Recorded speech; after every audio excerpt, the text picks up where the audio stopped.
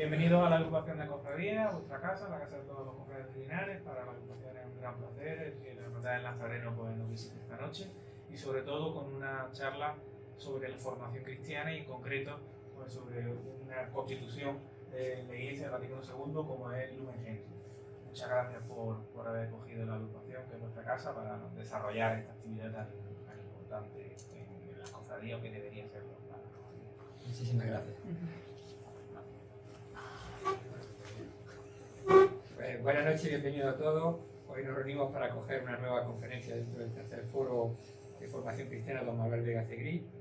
En primer lugar, me gustaría agradecer a la agrupación de Hermandad y Cofradías, como bien ha dicho su vicepresidente, don Manuel, que nos haya accedido las dependencias para la celebración de esta ponencia.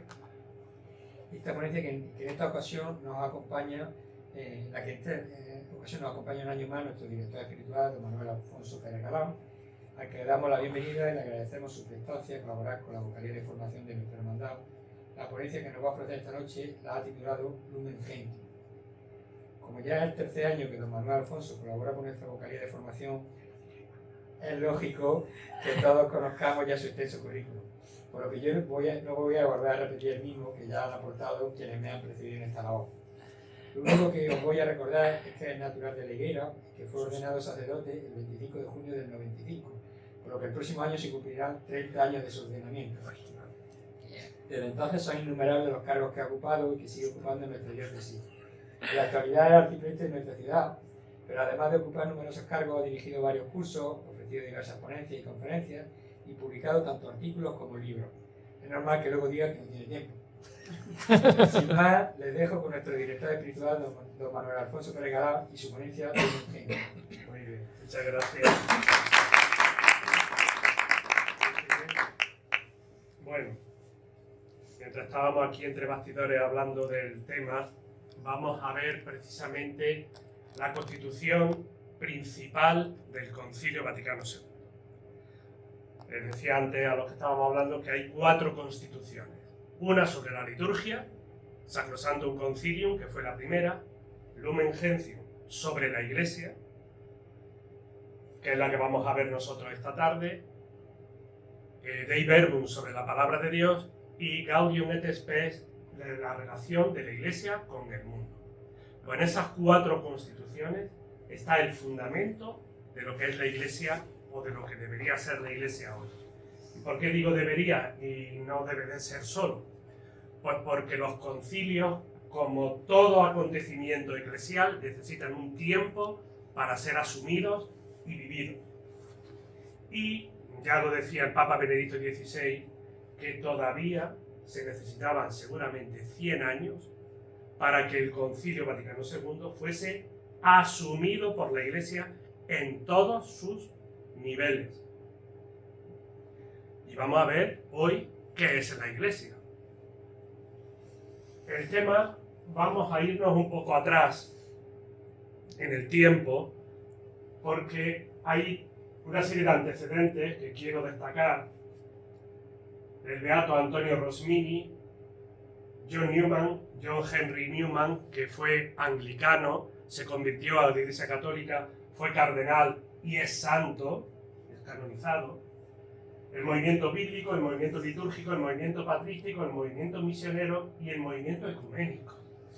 Todo eso fraguó en el Concilio Vaticano II. Vamos a empezar por el primero, Antonio Rosmini. Fijaros, nació en 1797, siglo XVIII.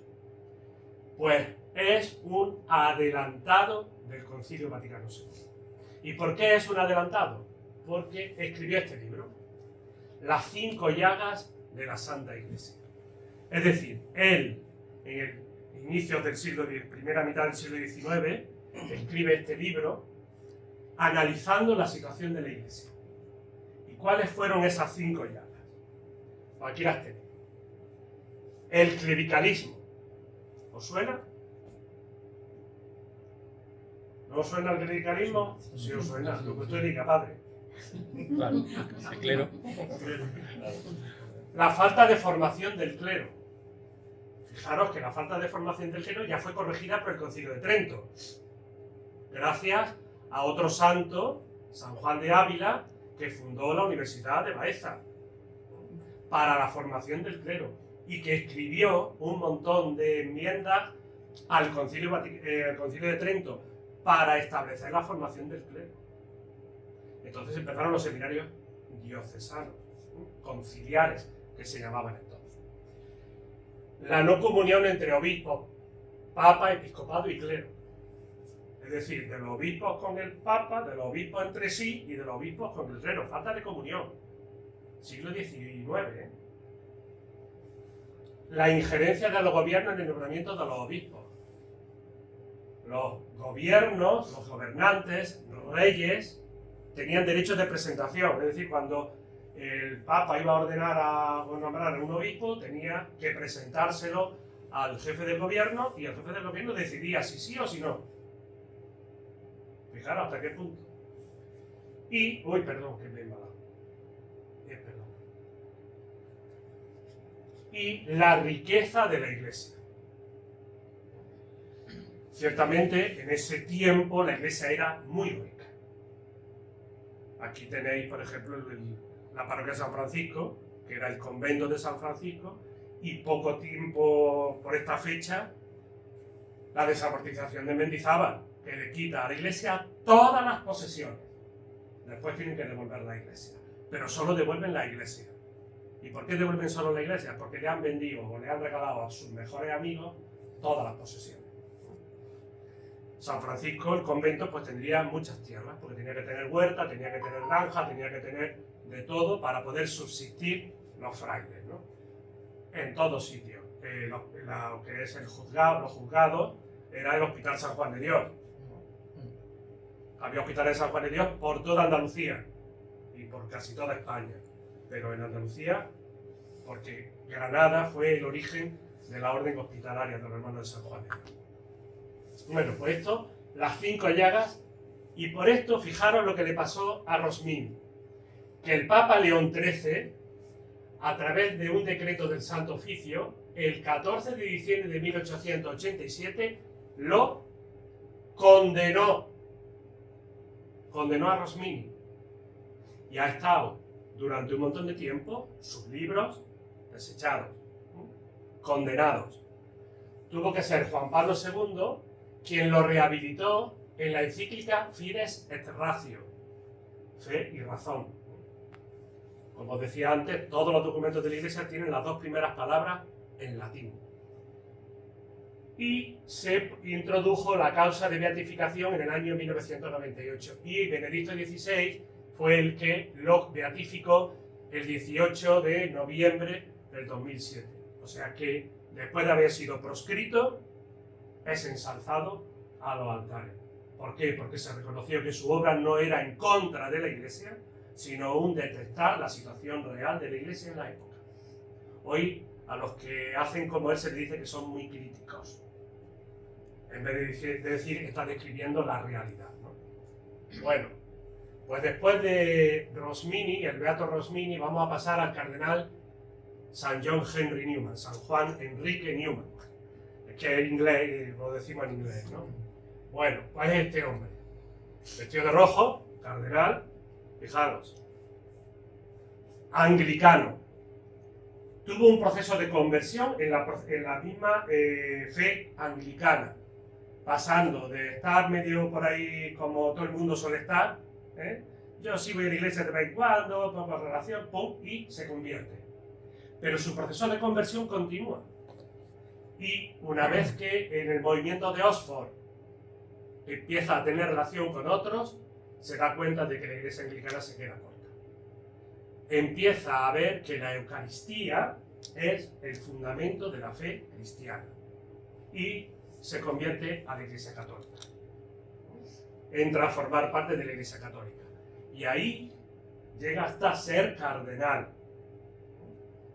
Es decir, un hombre de una profundidad, de una seriedad. Bueno, pues en todo su escrito están todos los temas del Concilio Vaticano II.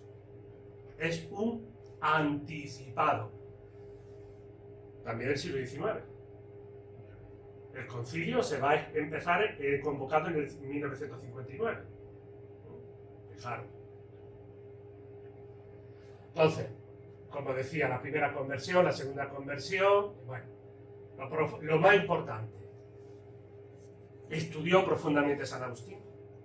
Y ahora os digo otra vez, ¿os suena? No os suena. ¿Quién hay otro padre de la Iglesia que estudió mucho San Agustín? El padre Benedicto XVI. Digo, el Papa Benedicto XVI. El Papa Benedicto XVI era una autoridad en San Agustín. Porque San Agustín es, dentro de la patrística, dentro de todos los santos padres, quien hizo una obra exhaustiva de todo, ¿no? Y conocer su escrito es un fundamento muy importante, porque los padres de la Iglesia siguen siendo los padres de la Iglesia. Es decir, son los fundamentos. Después de los evangelios, pues tenemos ya los padres de la Iglesia. Fue llamado el perito invisible. El perito invisible, el técnico, el que sabía de todo, pero que no pudo estar porque fue el concilio muchos años después de su muerte, ¿no? Inglés. Y además inglés. Claro. El movimiento bíblico. La Biblia, para los católicos, estaba en latín. La traducción de la Vulgata Latina o la Neovulgata Latina, que era la única traducción oficial que había en la Iglesia. Los textos en la Iglesia eran latín. La lengua vernácula, es decir, la lengua propia de los países, en España no se usaba en la escritura. Sin embargo, los anglicanos y los ingleses, los protestantes, todos tenían la Biblia en su lengua. Nosotros no. Pues con el movimiento bíblico comienza todo el proceso de traducir la Biblia a las lenguas propias de cada país. Y ahí tenemos que destacar al padre Lagrange y al École Biblique, colegio bíblico, que comienza a tener una importancia radical, porque obliga a todos los teólogos católicos a tener que estudiar Sagrada Escritura. La Sagrada Escritura no se estudiaba, simplemente se estudiaba latín y se traducía a la Biblia, punto, y ya está, ¿no? Los católicos, de estar a la cola en el tema bíblico, en unos años se ponen a la cabeza, porque se crea también el Pontificio Instituto Bíblico en Roma, que obliga a que tener, primero, para poder hacer Sagrada Escritura, primero tienen que hacer teología. Ahora ya no, ahora ya se puede estudiar Sagrada Escritura sin ser teólogo. Pero entonces tenías que hacer primero teología y después Sagrada Escritura. Porque decían que si no eras teólogo te podías secularizar al estudiar Sagrada Escritura, porque estudiar Sagrada Escritura suponía un trabajo filológico, de filología, de filosofía, de lenguas, ¿no? Griego, siriaco, todas las lenguas en las que estaban los textos bíblicos escritos, ¿no? El movimiento litúrgico, con el abad Weranger, que hace una reforma, ya analiza todo la liturgia, el año litúrgico, estaba... no se celebraba el año litúrgico. Ahora nosotros tenemos el año litúrgico, sabemos que hay Adviento, Navidad, Cuaresma y Pascua, ¿no? Los tiempos fuertes y el tiempo ordinario. El tiempo ordinario no existía, porque no había más santo. Cada día tenía su santo, y entonces solo se celebraban los santos, y no había año litúrgico.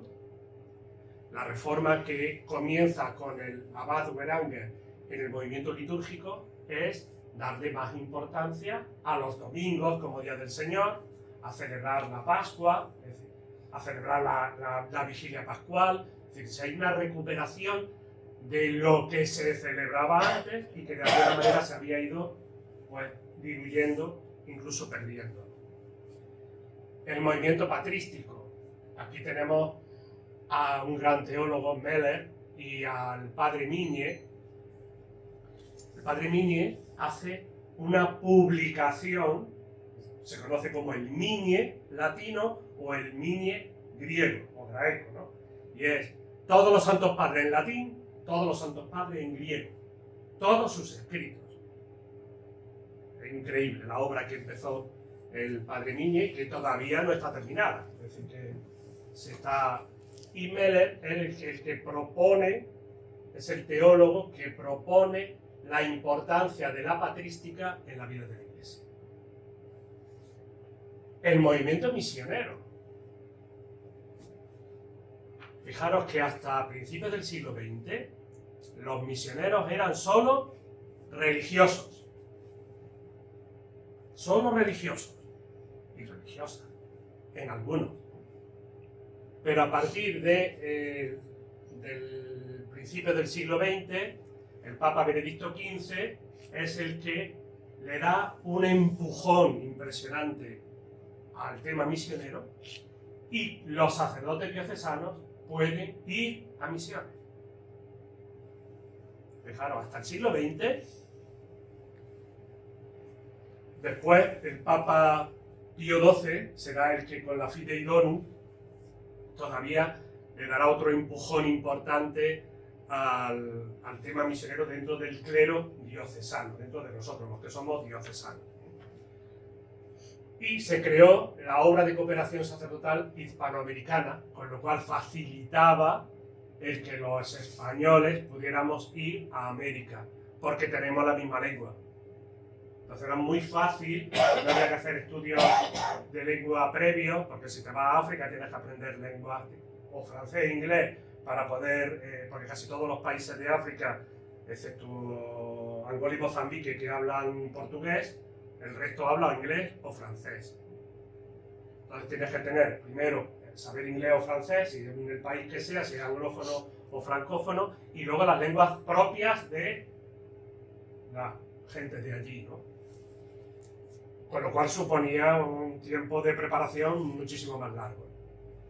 Y el movimiento ecuménico. Nosotros no éramos ecuménicos.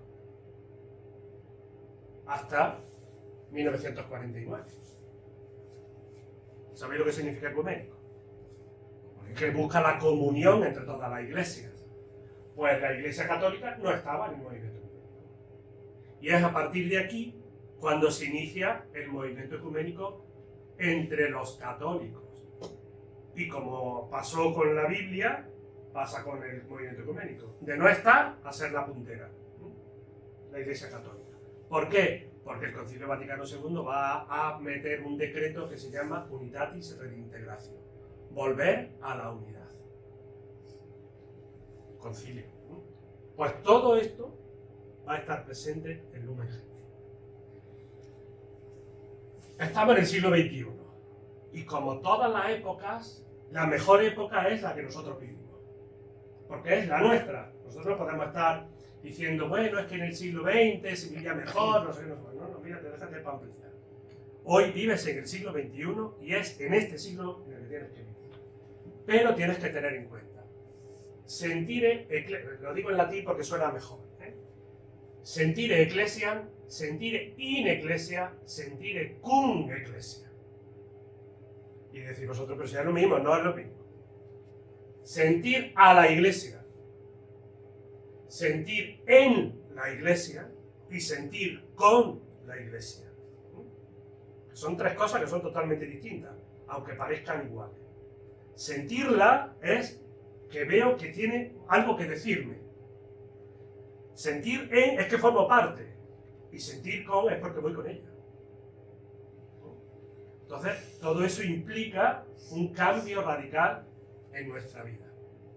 La Constitución tiene 8 capítulos. Aquí los tenéis. ¿Veis? El primero, la Iglesia es misterio. ¿Misterio? Sí, porque tú no la ves. ¿Estáis viendo a la Iglesia aquí? Veis a personas que forman parte de la Iglesia, pero no está la Iglesia entera. ¿Dónde está la Iglesia entera? En la Eucaristía. Porque está Cristo presente, está la Iglesia militante, que somos los que estamos participando, y está la Iglesia celeste, que son los que ya triunfantes en el cielo. Porque cuando se celebra la Eucaristía, hay una comunicación directa entre el cielo y la tierra. Fijaros, esto sí que es importante. Primero, la Iglesia es misterio. Pero es que segundo, la Iglesia es el pueblo de Dios. Antes cuando estábamos entre bastidores decía, ¿Quién era la iglesia? La jerarquía. Y solo la jerarquía era la iglesia. Los demás éramos... Ahora, la iglesia reflexiona sobre sí misma y dice, no. La iglesia lo primero que es pueblo de Dios. Después, dentro del pueblo de Dios, habrá obispos, sacerdotes, diáconos, religiosos, laicos. Pero todos somos pueblo de Dios. No unos son más pueblo que otros. Todos somos pueblo de Dios. ¿Veis? La iglesia es jerárquica. Entonces, particularmente, este capítulo habla del episcopado, de los obispos. Pero inmediatamente habla de los laicos. Antes que de los religiosos. ¿Y por qué habla de los laicos antes de que los religiosos? Porque todos tenemos una vocación como bautizados. Y es la vocación a la santidad. Todos estamos llamados a ser santos. Porque por el bautismo ya somos santos.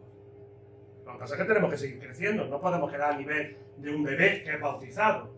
Porque si a nivel de fe te quedas en el de ser un bebé, pues entonces no creces. Si tus padres no te hubieran dado de comer, no habrías crecido. Si no te hubieran vestido y protegido del frío, del calor, pues no habrías vivido. Pero hacemos una cosa, los educamos, los formamos, los hacemos crecer en todo, menos en la fe. Eso es un error que tenemos, un fallo que tenemos en la iglesia, los laicos, que creen que eso es para los curas. No, señor, eso es para todos. O eso, para que esté viendo la mano de Dios, eso es para las catequistas. No, es para todos. Es para todos. La vocación a la santidad es para todos. Si todos los cristianos fuésemos santos, el mundo sería distinto. Pero como no somos santos. Bueno, vocación universal a la santidad. Antes del Concilio Vaticano II, había un dicho en latín: extra ecclesia nulla salus. Fuera de la iglesia no hay salvación.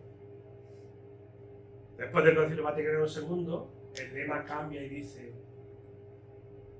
Ecclesia sacramentum salutaris. La iglesia es sacramento de salvación. Sacramento. Los religiosos en el capítulo 6, en el capítulo 7 nos vamos al final de los tiempos, eso es lo que significa la escatología, y el último capítulo, la Virgen María, que durante las discusiones en el aula conciliar estaban ahí que si la Virgen iba con Jesús, que si iba en la cristología o si iba con la iglesia, y al final decidieron meterla con la iglesia. ¿Y por qué decidieron meterla con la iglesia? Recordad el texto de San Juan: mujer, he ahí a tu hijo, hijo, he ahí a tu madre. Es decir, Jesús en la cruz nos da a María como madre de todos los creyentes. Por tanto, María está como modelo y madre de la iglesia en el capítulo 8, que es el último capítulo de la Lumen Gentium. Bien, dice el concilio: este santo sínodo reunido en el Espíritu Santo desea con impaciencia anunciar el Evangelio a toda criatura. Por eso el título de Cristo es la luz de los pueblos, Lumen Gentium.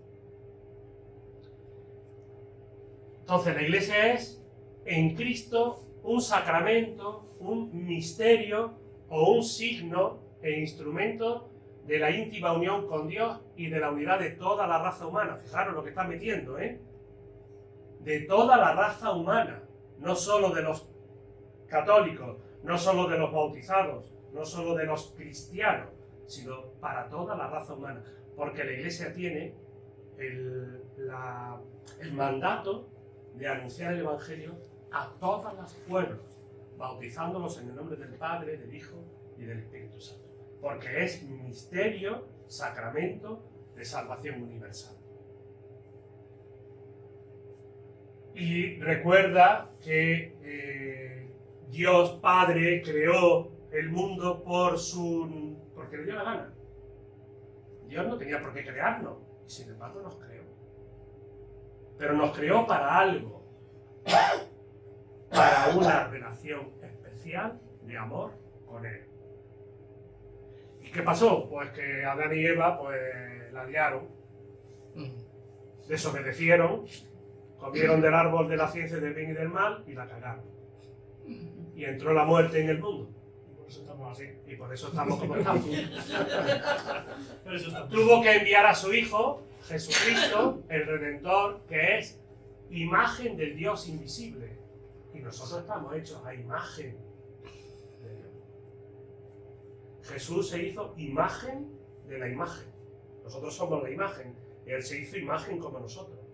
Para desde nuestra misma realidad devolvernos lo que habíamos perdido. Ese poder de estar en relación con Dios. Aunque Dios no en ningún momento desistió, siempre prometió que iba a tener, pero siempre la humanidad, el pueblo de Dios elegido, entonces Israel, y después a través de nosotros todos los pueblos, hemos siempre sido los que hemos roto la baraja, hemos sido infieles, hemos perdido la fidelidad. Y Dios siempre ha tenido que, bueno, vale, voy a dar otra vuelta, voy a intentarlo por otro lado, voy a hacerlo de otra manera, o envío aquí, hago una alianza con Abraham, aquí hago una alianza, bueno, primero con Noé, después con Abraham, después con Jacob, después con Moisés, después con los profetas, con los reyes. Y aún así tuvo que mandar a su hijo.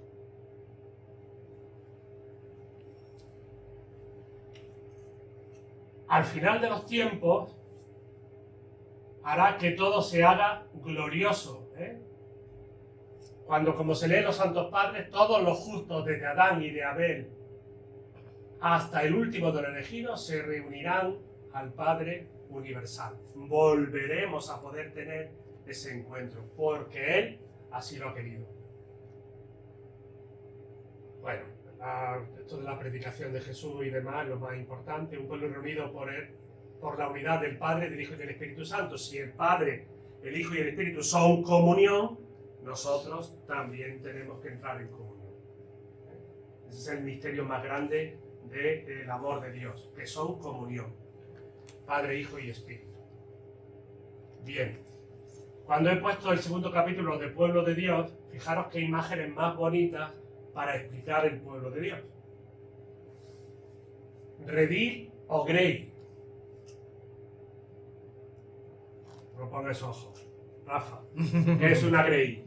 Un rebaño. Y el redil, el lugar donde se reúne el rebaño. Si nosotros somos el rebaño de Dios. Agricultura o tierra de labranza. Una tierra fértil, que es preparada, que es bien labrada, para que dé fruto abundante. El olivo, que es una imagen preciosa. Porque el olivo y la vid, ¿qué hacen? Dan fruto. Y un fruto que es muy preciado, porque con uno se hace aceite y con el otro el vino. Los dos necesarios para la vida. Edificación. La iglesia es un edificio, una construcción de piedras, pero no de piedras de material, de roca, sino de piedras vivas, que somos nosotros. Y cada uno tiene que ocupar su lugar. Y si tú no ocupas tu lugar, ese hueco queda libre, vacío. Y si hay muchos huecos vacíos, ¿qué ocurre con el muro? Que se va. Por eso cada cristiano tiene que ocupar su lugar en la iglesia.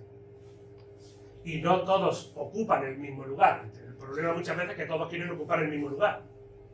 Antes hemos hablado del clericalismo, pero es que el clericalismo también se da entre los laicos. Desgraciadamente. Porque algunos se creen que porque tengan un carguillo ya son más que el obispo, ¿no? Una familia. Y en la familia hay distintos miembros. Está papá, está mamá y están los hermanos y las hermanas. Y los hermanos no son papá y mamá. Y papá y mamá no son los hermanos. Cada uno tiene su función. Y no son la misma. El mayor de los hermanos tiene más responsabilidad sobre los pequeños que el pequeño sobre los mayores. Eso es así. Y templo. Templo, fijaros qué imágenes más bonitas.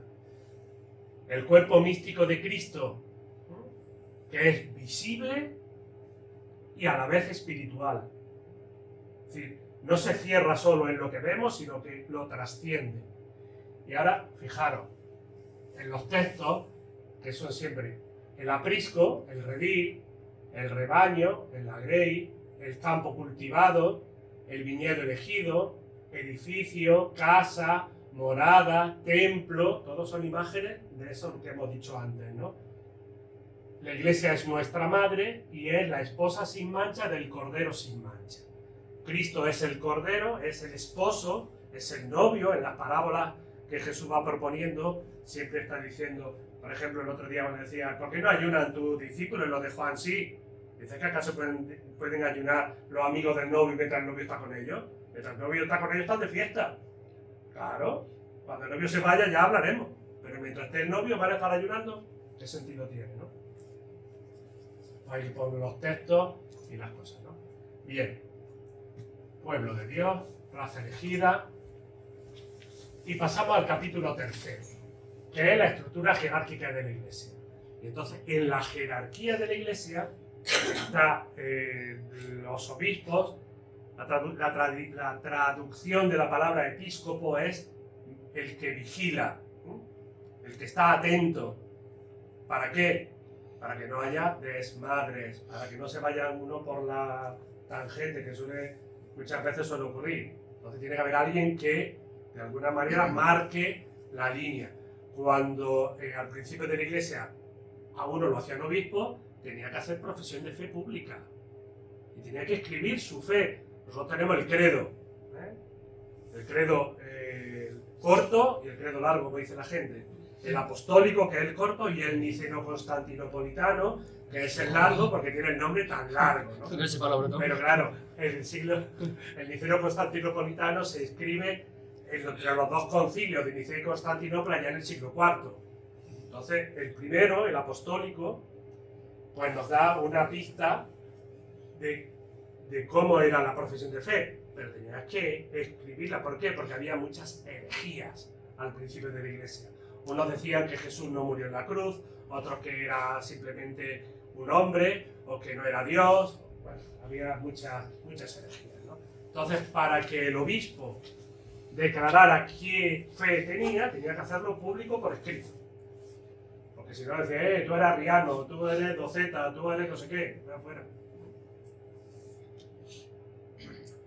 Pedro es el primer papa y a partir de ahí todos los que lo suceden a él como cabeza visible de la iglesia van a ser llamados vicarios de Cristo, porque no son Cristo, son sus vicarios.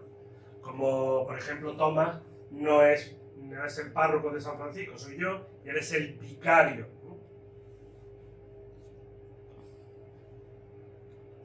Los obispos con sus colaboradores, los sacerdotes y diáconos, asumen el servicio de la comunidad, es decir, nuestro ser sacerdotes, mal llamado ser sacerdotes, porque nosotros todos somos sacerdotes, por el sacerdocio común de los fieles, porque por el bautismo somos sacerdotes, profetas y reyes.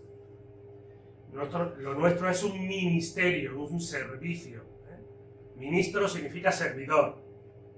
Aunque luego algunos se creen que ser ministro es otra cosa, pero es ser servidor de los demás, ¿no?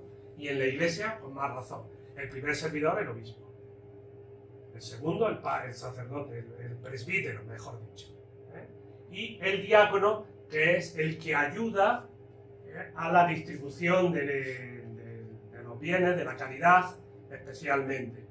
Ahora se está recuperando en los últimos años el diaconado permanente, que son personas casadas que reciben el orden del diaconado, pero no para ser sacerdotes, sino para ejercer la caridad. Ahora mismo, el otro día le estuve dando una charla a los que se están preparando, eran 5, se están preparando para ser diáconos próximamente, ¿no? Y había de distintas... ¿Aquí en enero? No, ojalá hubiera 5 unidades. Bien, entonces la jerarquía, ¿quiénes eran? Pues los obispos, sucesores de los apóstoles.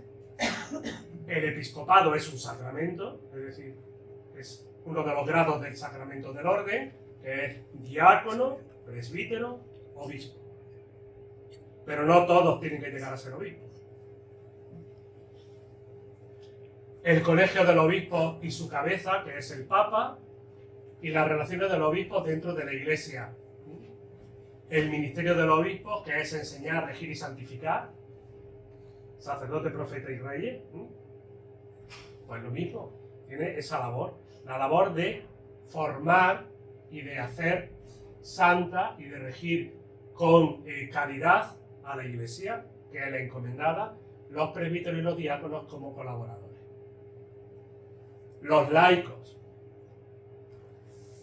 Todo lo que se ha dicho sobre el pueblo de Dios es para los laicos, los religiosos y los clérigos, es decir, para todo el pueblo de Dios. No es para vosotros nada más, también para nosotros. Por tanto, es la condición y la misión. Como somos pueblo de Dios, todos tenemos la misma condición, que somos hijos de Dios, y la misma misión, evangelizar. Todos. Ahí no se escapa nadie. Entonces, todos los fieles, excepto los del orden sagrado y los de estado de vida religiosa, en especial aprobada por la Iglesia, son laicos. Es decir, no son laicos los que tenemos el sacramento del orden y los que han profesado en una congregación, orden o instituto religioso. Esos no son laicos, no se consideran laicos. Por el bautismo, todos. Y partícipes de la función sacerdotal, profética y real de Cristo, todos. Todos tenemos que buscar el reino de Dios, tratando las realidades temporales y ordenándolas al plan de Dios, al orden de Dios, ¿no? Al orden divino. Entonces, igual que tenemos cuerpos, tenemos muchos miembros, pero no todos los miembros tienen la misma función. Yo pongo siempre el ejemplo de la mano. Son 5 dedos, pues los 5 son necesarios. Si el pulgar le dice a los otros, yo no necesito, a ver qué hace. Si no tiene el índice, ¿cómo escribe? ¿Y cómo aprieta el tornillo? Y si no tiene el meñique, ¿cómo cuenta? Por ponerlo así vulgarmente, ¿no? Y si no está el pulgar, ¿qué hacen los otros? Pues se quedan... Son necesarios los 5. Y cada uno tiene su función. Y el meñique no es pulgar y el pulgar no es meñique. Cada uno tiene su función. Pero sí tenemos un solo Señor, una sola fe y un solo bautismo. Por eso el bautismo, como la confirmación y el sacramento del orden, no se pueden recibir nada más que una vez en la vida, porque imprimen carácter. Y aunque uno quiera quitárselo después, no se lo puede quitar. El bautismo es para toda la vida, la confirmación es para toda la vida y el sacramento del orden es para toda la vida. No te lo puedes quitar. No es una camisa que me quito y me pongo cuando me apetece. Si hemos dicho que todos tienen la misión, el apostolado de los laicos. ¿Por qué el apostolado de los laicos es importante? Porque participa en la misión salvífica de la Iglesia, que es la misma misión que el Padre le dio al Hijo y el Hijo y el Espíritu Santo le dieron a la Iglesia. Sí, la misma misión. Jesús vino para salvar al mundo, no pudo, nada más que empezar, y le dijo a los apóstoles, pues ahí, arreando, que es Jesús. Os toca seguir vosotros. Todos tienen el encargo del apostolado por el mismo Señor y por los sacramentos, especialmente la Eucaristía, que es el alma del apostolado, se comunica y alimenta la caridad hacia Dios y los hombres. Sin la misa del domingo no somos cristianos.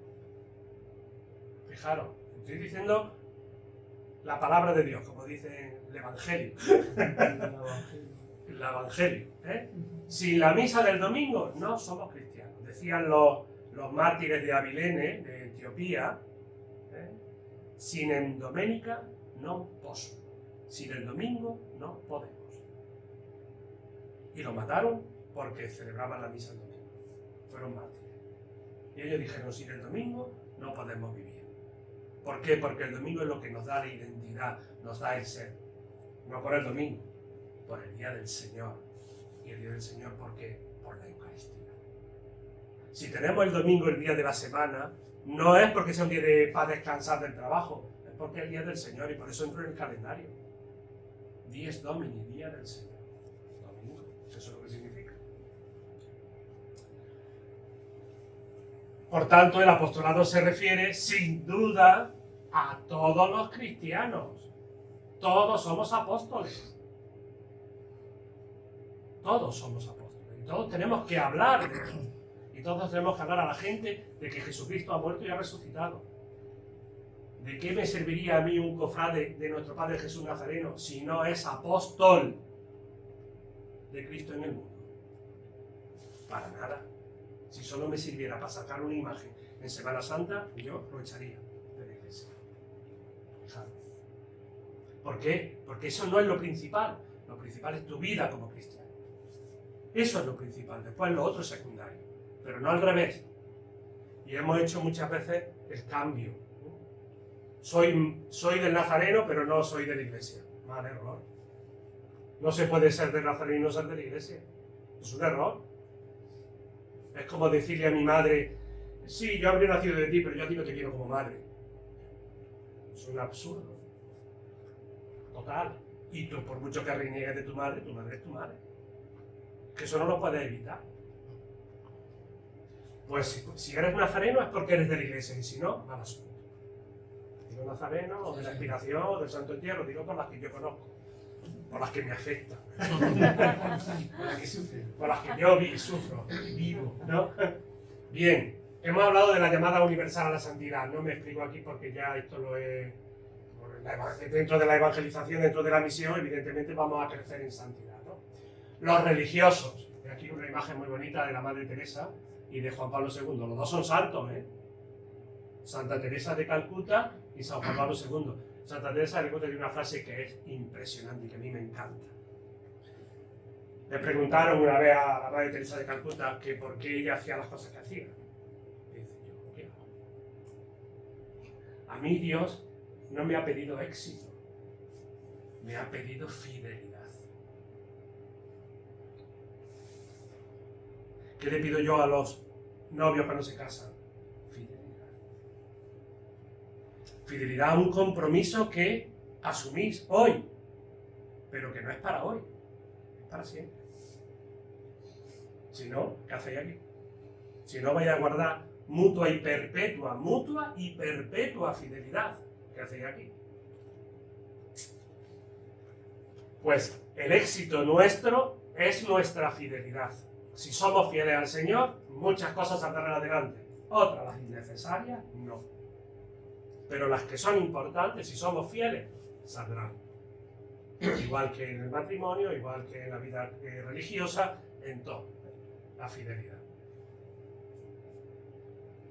El capítulo 7, la naturaleza escatológica de la Iglesia, es decir, hemos llegado al final de los tiempos. Y la parusía, esta palabra tan rojita ahí, significa final. Significa cuando Jesús vuelva por segunda vez, que tiene que volver. No sabemos cuándo. Pero que volver tiene que volver, vuelve. Y entonces se cumplirá todo lo que se ha predicho con anterioridad. Porque todo se pondrá bajo el estrado de los pies de Jesús. Toda la creación entera. Para eso hace falta la labor de todos los cristianos. Laicos, ¿cuánto tiempo? Ya para terminar casi. ¿Qué estaba diciendo? Los laicos y los religiosos y los sacerdotes, todos tenemos el mismo empeño. Anunciar a todos el Evangelio. Porque el final de los tiempos llegará cuando se anuncie el Evangelio a todos los pueblos. Mientras tanto no llega.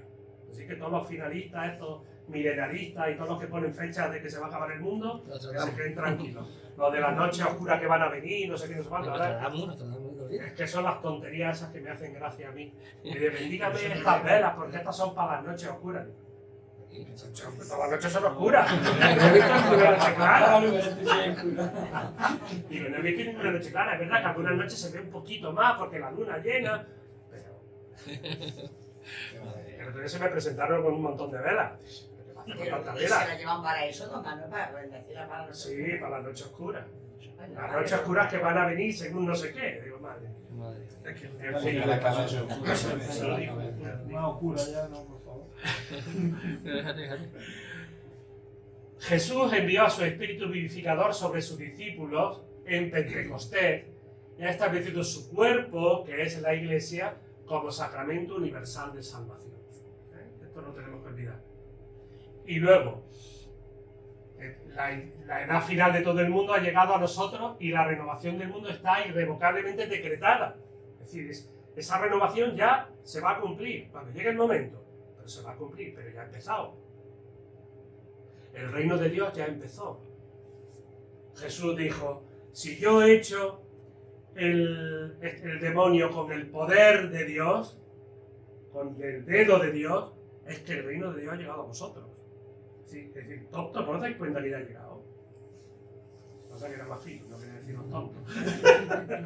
Pero le dice eso a los judíos, ¿no? Es decir, si el dedo de Dios es el que echa al demonio, entonces que el reino de Dios ha llegado a vosotros. Y de hecho él dice, el reino de Dios ya está aquí. Se ha cumplido el tiempo. Cuando comienza su predicación, dice, se ha cumplido el tiempo. El reino de Dios está aquí, está entre vosotros. ¿Cómo podemos celebrar adecuadamente la encarnación de nuestro Señor sin honrar adecuadamente a la mujer y la madre que lo hicieron posible? Capítulo 8. La bienaventurada Virgen María, Madre de Dios, en el misterio de Cristo y de la Iglesia. Fijaros, como en el mismo título le han dado la ubicación, porque estaban en guerra, que si con Cristo, que si con la Iglesia. Pues en Cristo y de la Iglesia.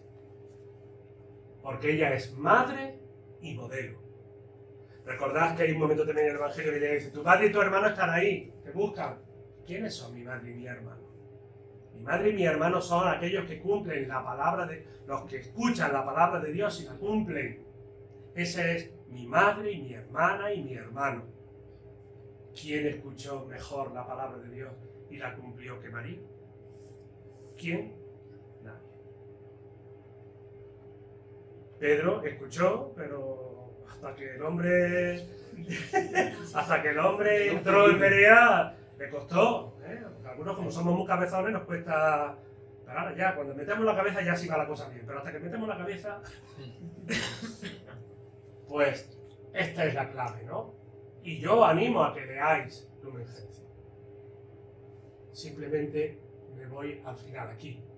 Fijaros, 3 círculos de pertenencia y orientación a la Iglesia. En el número 14, de la Lumen Gentium, la Lumen Gentium tiene capítulo y números. Pues en el número 14 se habla de los católicos, en el número 15 de los cristianos, en el número 16 de los no cristianos. Los católicos, los cristianos, los católicos,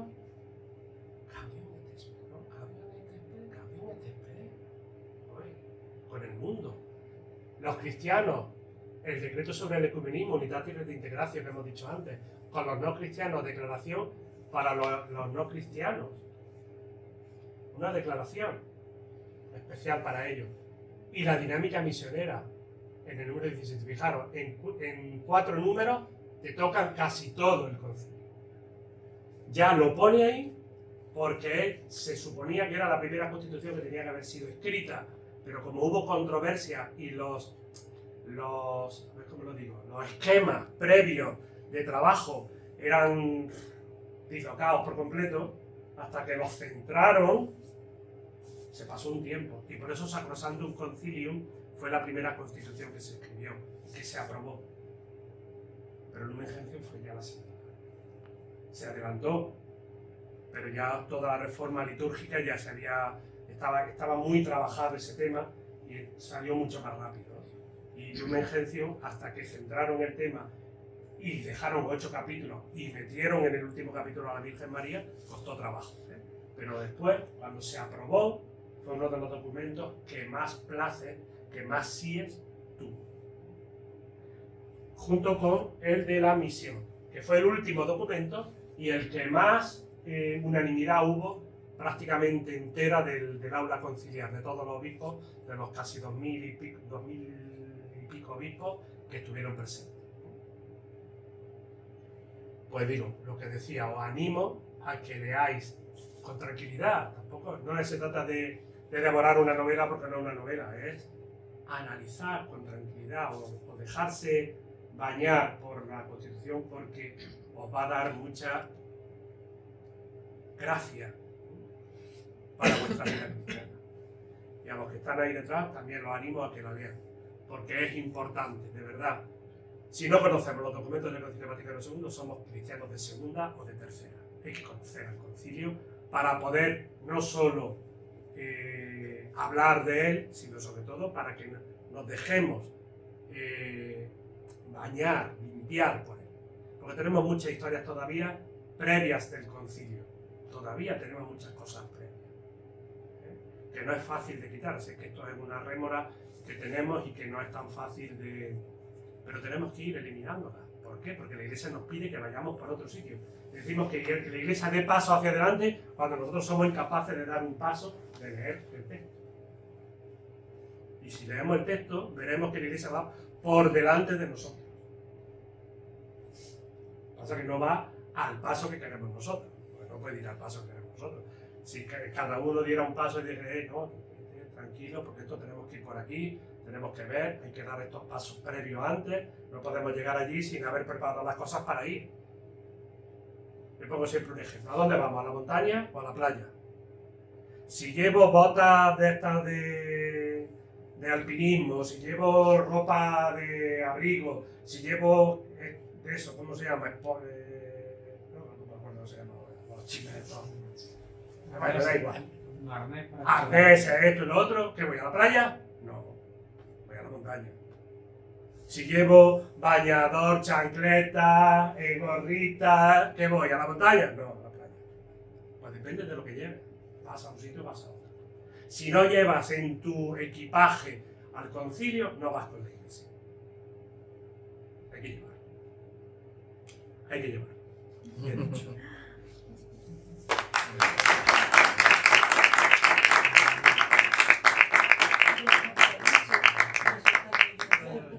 Yo miro, mira, a ver quién está. Los de la tele.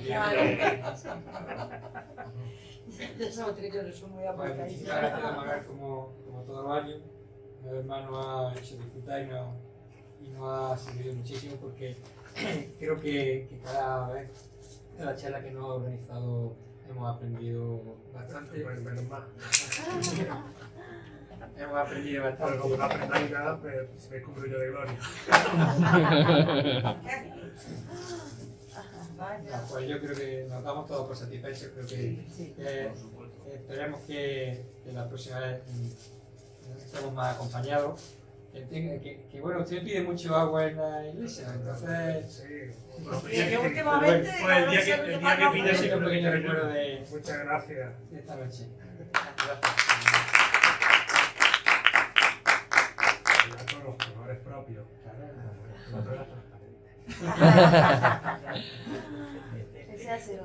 Por eso quería hacer una foto. Para no poner.